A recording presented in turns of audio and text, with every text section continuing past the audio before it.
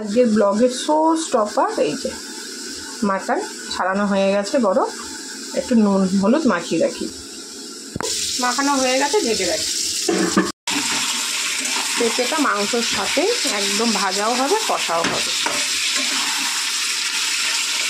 তো বন্ধুরা, আদা বাটা দিয়ে দিলাম,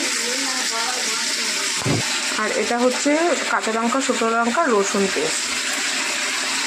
আমি এটাকে কিন্তু একদম মিশের মতন পেস্ট করিনি, এরকমই ইচ্ছে করেই করেছি, ভালো লাগে।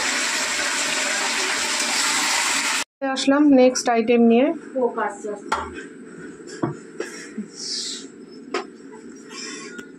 তো বন্ধু, আজকে খাসির মাংসটা করবো একদম অন্যরকমভাবে, তোমাদের সাথে সেটাই শেয়ার করছি। তো আজকে করবো দেখো পেঁপে দিয়ে, প্রেশারে দেবো না, আমার না প্রেশারে দিয়ে একদম গলে গেলে ভালো লাগে না। আমার খাসির মাংস একটু টেনে ছিঁড়ে খাবো, ওটাই ভালো লাগে। তো সেই জন্য তো আমি হচ্ছে আলুগুলো সেদ্ধ ভাজা বসিয়ে দিই, প্রেশারে দেবো না।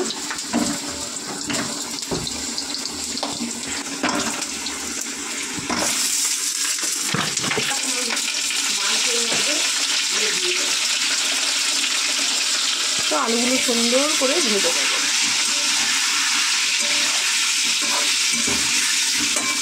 তো বন্ধু, আলু দেখো সুন্দর ভাজা হয়ে গেছে, নামিয়ে নেবো।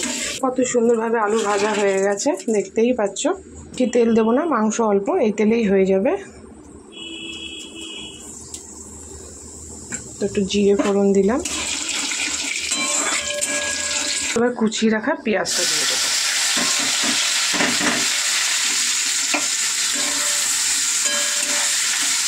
তো মোটামুটি পেঁয়াজ দেখো ভাজা হয়ে গেছে, আর একটু বাকি। এর মধ্যেই কিন্তু আমি মাংসটা দিয়ে আর একটু ভাজবো। তো মাংস কমই, একদমই।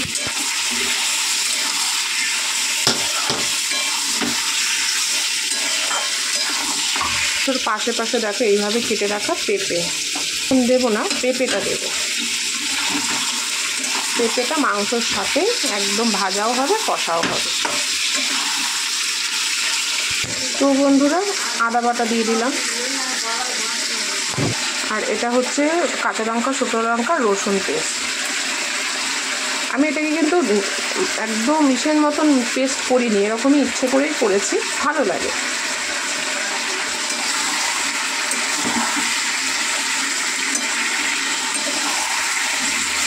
পেঁপে কিন্তু মানুষের যেমন খাবার হজম করায়, তেমন কিন্তু খাসির মাংসের জন্য, খাসির মাংস বলো, হাঁসের মাংস বলো, দেশি মুরগির মাংস বলো, সেদ্ধ করায়। আজকে আমি পেঁপে দিয়ে খাসির মাংসটা ট্রাই করব এবং তোমাদের খাবার সময় ডেমো দেখাবো যে কতটা কী বলবো। তো দেখো কি সুন্দর লাগবে কিন্তু কালারটা, হলুদ, লবণ,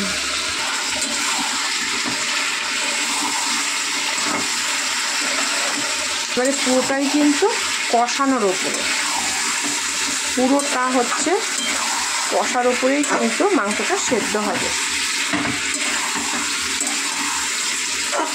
তো এবার একটু জিরের গুঁড়ো অ্যাড করি। তো এখন কিন্তু পুরোটা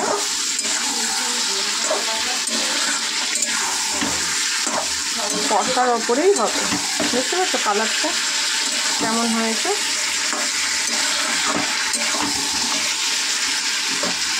এবারে কুচিয়ে রাখা টমেটোটা দিয়ে দেবো।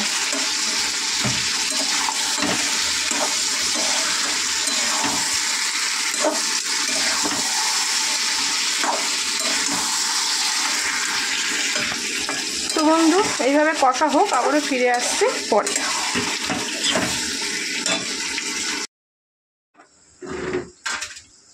তো বন্ধুরা দেখো কি সুন্দর কিন্তু মাংস ফুলে গেছে, বাবা কি সুন্দর মাংস, কিন্তু হাড় থেকে মাংস ছেড়ে গেছে।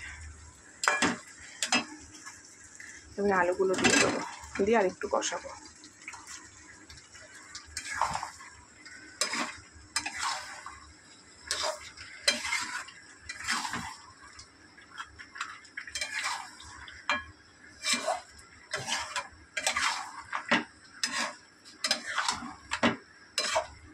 আলু দিয়ে একটু কষুক, তারপরে জল দেবো, ঢেকে দিই। আর এখানে জল বসিয়ে দিই, গরম জল দেওয়া হবে। চলো আমার দিকটা দেখি। সুন্দর মাংস দেখো গলে গেছে, এই দেখো হাড়ের থেকে মাংস একদম ছেড়ে গেছে, দেখতে পাচ্ছ? দেখো দেখো খুব সুন্দর মাংস গলেছে। এবার জল দিয়ে দেবো, জল দিয়ে আর বেশিক্ষণ ফোটাবো না, কারণ মাংস খুব সুন্দর সেদ্ধ হয়ে গেছে। দেখো হাড়ের থেকে মাংস ছেড়ে গেছে। টকবক করে ফোটাবো, ফুটিয়ে মশলা দিয়ে নামিয়ে ফেলবো, গরম মশলা দিয়ে।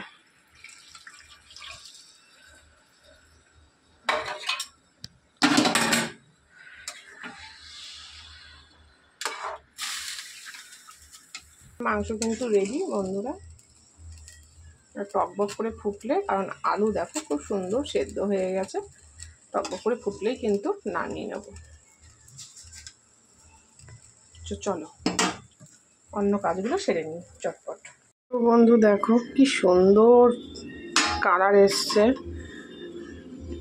এবার একটু গরম জল দিয়ে নামিয়ে নেব, গরম জল না, গরম মশলা দিয়ে নামিয়ে নেব। ভুলভাল কথা বলছি, গরম মশলাকে গরম জল। দেখো কি সুন্দর হয়েছে, দেখেছো? পেঁপে দিয়ে কিন্তু তোমরা অবশ্যই ট্রাই করো। মাটন, হাঁস, তারপরে দেশি মুরগি।